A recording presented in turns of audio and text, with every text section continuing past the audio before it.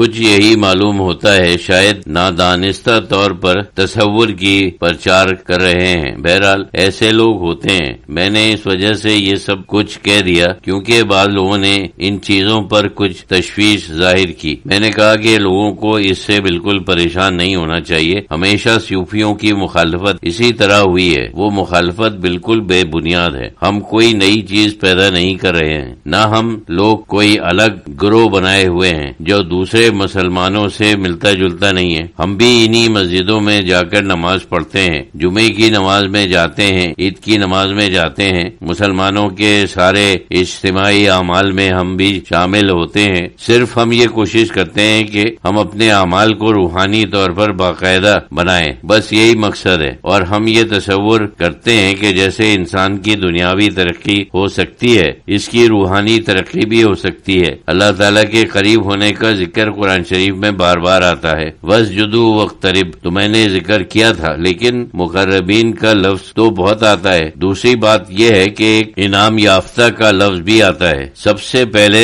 صراط الذین انعمت، بعض افراد ہیں جن کے بارے میں قرآن شریف میں اللہ تعالیٰ نے فرمایا ہے کہ میں نے ان کے اوپر انعام کیا ہے، جیسے حضرت زید رضی اللہ تعالیٰ عنہ، اور بھی ہیں۔ اللہ تعالیٰ کا انعام بھی ایک چیز ہے، وہ بھی تو کوئی چیز ہوتی ہوگی، یہ بھی کہ لوم المسرع فی الحیات دنیا والآخرۃ۔ اس سے معلوم ہوتا ہے کہ جو لوگ اللہ تعالیٰ پر صحیح ایمان رکھتے ہیں اور وہ اقامت والے ہیں، انہیں اللہ تعالیٰ دنیا میں بھی بشارت عطا فرماتا ہے، آخرت میں تو بشارت عطا فرماتا ہی ہے۔ دنیا ہی میں بشارت ہو وہ کیا چیز ہے؟ ہم تو صرف یہی عقیدہ رکھتے ہیں کہ دنیا میں روحانی ترقی ہوتی ہے، اس کے مدارج ہوتے ہیں، یہ چیزیں محسوس ہوتی ہیں اور واقعات ہوتے ہیں، وہ صرف تصورات نہیں ہیں بلکہ تجربات ہیں۔ انسان کا دنیا میں آنے کا اصل مقصد یہ ہے کہ اللہ تعالیٰ کی زیادہ سے زیادہ معرفت حاصل کرے۔ ہم تو صرف یہی کہتے ہیں۔ جو لوگ اصرار کرتے ہیں ہر چیز کو محض ایک ظاہری شکل دو، اس میں کوئی روحانیت نکال دو، تو یہ تو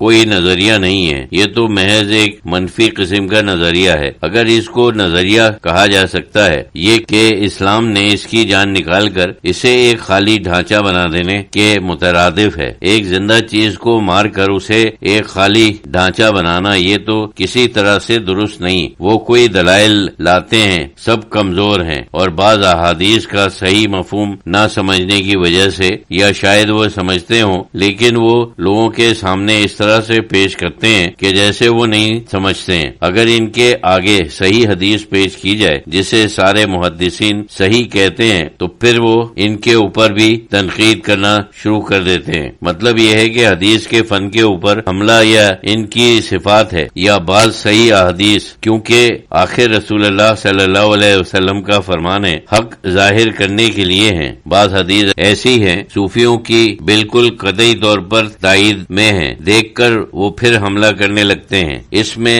بخاری نے غلطی کی اور اس میں مسلم نے غلطی کی، حالانکہ ان کے جتنے نظریات ہیں وہ بھی تو اس سے بہت کم درجے پر مبنی ہیں۔ اس قسم کے دلائل میں کسی کو نہیں آنا چاہیے، یہ تو محض اس قسم کے دلائل ہیں جو وکیل صفائی پیش کرتے ہیں۔ جس وقت وہ قتل ہو گیا، وہ کسی طریقے سے ادھر سے کوئی نقطہ اور ادھر سے کوئی نقطہ، ادھر سے کسی نقطے کا سہارا لیتے ہیں، ورنہ قرآن اور صحیح حدیث سمجھو تصوف ہی تصوف ہے اور طریقت ہی طریقت ہے، اگر وہ صحیح طریقے سے دیکھا جائے۔ حضرت شہید اللہ فریدی رحمۃ اللہ علیہ نے فرمایا، کیا کسی کو کوئی سوال پوچھنا ہے؟ حاضرین میں سے ایک صاحب نے سوال کیا کہ لے مینز لینگویج میں اللہ تعالیٰ کی ذات اور اللہ تعالیٰ کی صفات کا لفظ ہے، تو اس سے کیا مراد ہے؟ حضرت شہید اللہ فریدی رحمۃ اللہ علیہ نے فرمایا کہ ذات کے معنی اس کی اصلیت اور صفات کے معنی صفتیں۔ اس کی مثال ایک انسان سے سمجھ سکتے ہو، کیونکہ اللہ تعالیٰ نے اپنے متعلق جو کچھ ہمیں بتایا ہے وہ وہی چیزیں ہیں جو ہم نے دنیا میں دیکھی ہیں، یعنی قرآن شریف میں جو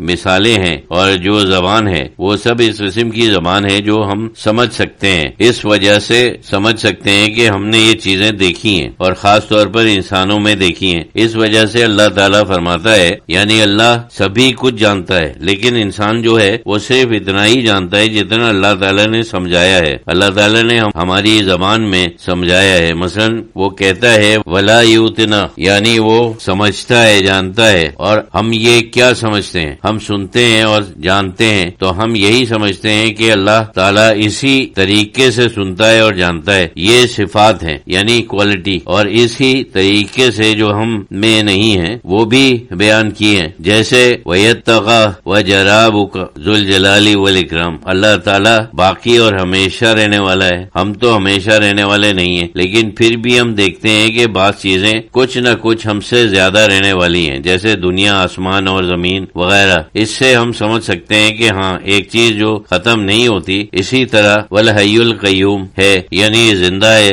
زندہ ہی اس وجہ سے سمجھتے ہیں کہ ہم خود زندہ ہیں اور دوسروں کو زندہ دیکھتے ہیں. قیوم یعنی وہ ہر چیز کو قائم کیے ہوئے ہے. ہم دنیا میں یہ بھی دیکھتے ہیں کہ بعض چیزیں دوسری چیزوں سے قائم ہیں، جیسے ہم دیکھتے ہیں زمین کتنی چیزوں کو سنبھالے ہوئے ہے. قرآن شریف میں اللہ کی جتنی صفتیں بیان کی گئی ہیں وہ صفتیں ہیں جو ہم اپنی زندگی کے ذریعے سے ہم سمجھ سکتے ہیں کہ وہ یہ چیزیں دیکھتے ہیں. لیکن یہ سمجھنا چاہیے کہ جب وہ صفت اللہ کی ہے تو اس طرح نہیں ہے جیسے ہم دیکھیں، بلکہ وہ اس درجے کی ہے جو اللہ کا درجہ ہے.